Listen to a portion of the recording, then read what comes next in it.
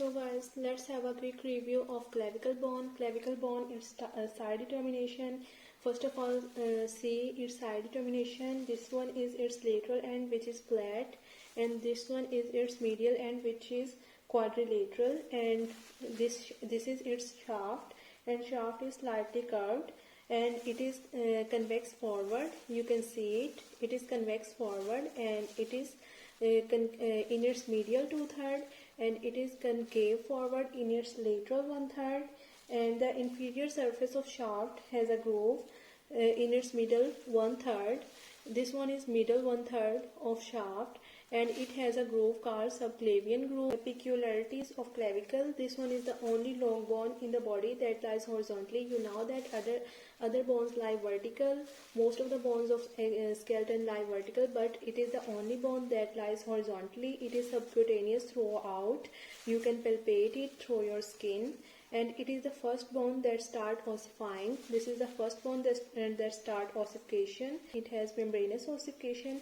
It has two primary centers of ossification, and this bone has no medullary cavity. You know that all developing bones have medullary cavity, but this bone has no medullary cavity, and it is pierced by, in its middle, it is pierced by supraclavicular nerve, and it receives the weight of upper limb through its lateral 1/3. It receives the weight of upper limb and transmits the weight to the sternum. Sternum is attached here, and transmits the weight of upper limb to the sternum through its middle 2/3. It has two curvatures. This one is its middle 2/3, and this one is its lateral 1/3. So guys, now come to the features of shaft. This one is its medial curvature, which is median 2/3, and this one is its lateral curvature, which is lateral 1/3. Now come to the lateral 1/3 part. Lateral 1/3 part has a anterior border and a posterior border. The anterior border is concave forward, and the posterior border is convex backward. And now come to its surfaces. It has two surfaces: superior surface, this one is its superior surface, and this one is its inferior surface.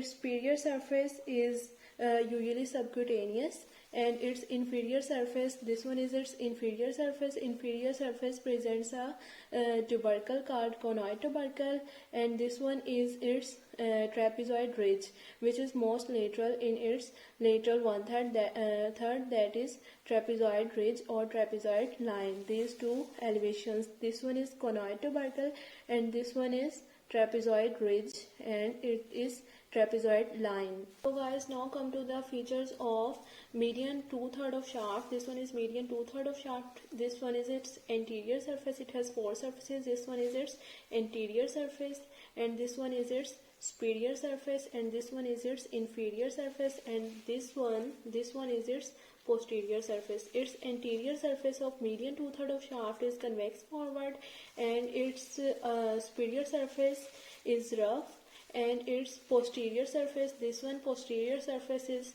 smooth, and its inferior surface has an oval impression.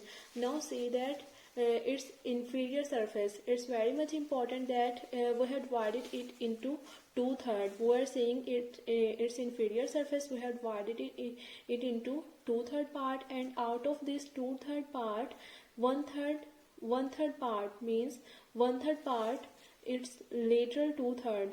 Lateral 2/3 part has subclavian groove, and lateral to subclavian groove we have a foramen here. This foramen is called nutrient foramen. So guys, this is all about the features of median 2/3 of shaft of clavicle. Now come to the lateral and medial ends of the clavicle. This one is its median end, this one quadrilateral, its median end, and this one flat one. This one flat one is the lateral end of clavicle. So guys, let's talk about lateral end. It is also called acromial end because it forms joint with the acromion process of scapula. I will show you the acromion process of scapula also. So it is its acromial end that articulates with the acromion process of scapula and forms the acromioclavicular joint. And this is scapula, and this one is its coracoid process, and this one is its acromion process. Acromion process joins with the acromion process of clavicle or its lateral end of clavicle. Here I have left scapula and I have here right clavicle, so I can't show you the articulation which is made here, that is for acromioclavicular joint. So guys, let's talk about medial end of the clavicle. This is also called sternal end because it articulates with the sternum. It articulates with the first part of sternum, and sternum has a notch called clavicular notch for its attachment. This is quadrangular medial end of clavicle where the clavicular notch of sternum manubriae articulates, and its inferior part also articulates with the first costal cartilage. This one, its inferior part articulates with the first costal cartilage. So guys, now talk about its attachments.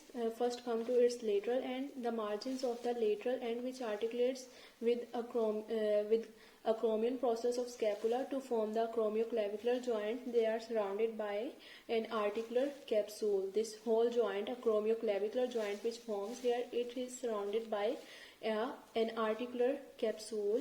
And now come to its medial end. Its medial end at the margin of articular surface for the sternum. This one is margin of articular surface for sternum which forms sternoclavicular joint. Here is a fibrous capsule for sternoclavicular joint, and it also gives attachment to the articular disc posterior superiorly. Here posterior side, this one is its posterior side. Here it gives attachment to the articular disc. And another thing attached here is interclavicular ligament. Here is this one is right clavicle, and here is sternum, and here will be left clavicle. So it gives attachment to the interclavicular ligament which is attached to its superior surface to the next clavicle. Medial ends of two clavicles are joined by interclavicular ligament. Now comes to the attachment of lateral 1/3 of shaft. It is lateral 1/3 of shaft, and it is median 2/3 of shaft. The lateral 1/3 of shaft, the anterior border gives origin to deltoid. From here, deltoid gives origin to deltoid, and the posterior border provides insertion for trapezius. This one is posterior border. Here the trapezius muscle is inserted, and the conoid and the trapezoid ridge give attachment to the conoid and trapezoid part of coracoclavicular ligament. This one is its conoid tubercle, and this one is its trapezoid ridge. Here the conoid and trapezoid parts of coracoclavicular ligament attach. Below clavicle, here we have a coracoid process of scapula from which ligaments are attached. For coracoclavicular ligaments are attached.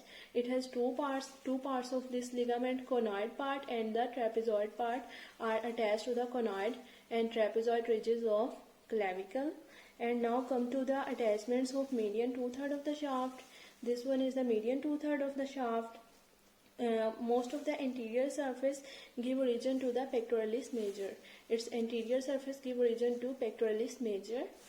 So guys, we know that this one is the superior surface of median 2/3 of the shaft. This superior surface is median half of the superior surface. This one gives origin to the fibers of sternocleidomastoid muscle, and at its inferior surface we have an oval impression which gives attachment to the costoclavicular ligament. Costoclavicular ligament, at one side it will be attached to the rib below, and at another side it will be attached to the oval process of clavicle. And now come to the inferior surface. This one in its middle 1/3 of the shaft we have a groove called subclavian groove which gives insertion to the subclavius muscle. Here subclavius muscle is attached, that is inserted here. Its posterior surface give attachment to the sternohyoid muscle close to its medial end. This one is its medial end. This one posterior surface medial end gives attachment origin to the sternohyoid muscle. So guys, now discuss the passage of subclavian vessels and cords of brachial plexus which pass into the axilla. Subclavian vessels and cord of brachial plexus pass below the clavicle and above the first rib, and the subclavian muscle attached here in its inferior surface at subclavian groove, which is inserted here, give cushion to these subclavian vessels and cords of brachial plexus.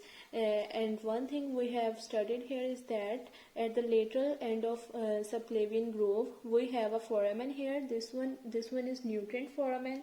This nutrient foramen transmits a branch of suprascapular artery. Suprascapular artery passes here. This is all about the features, attachments, and about its side determination of clavicle. Hope you guys understood it well. Allah Hafiz. Take care. Remember me in your sincere duas. Allah Hafiz.